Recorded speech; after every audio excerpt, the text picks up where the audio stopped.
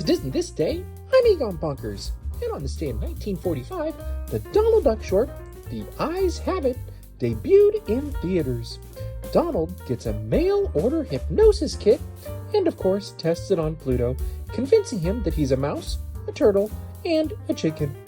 When a rooster gets into a fight with Pluto, the chicken, Donald transforms Pluto into a lion. The lion turns on Donald and breaks his hypnosis glasses, causing panic.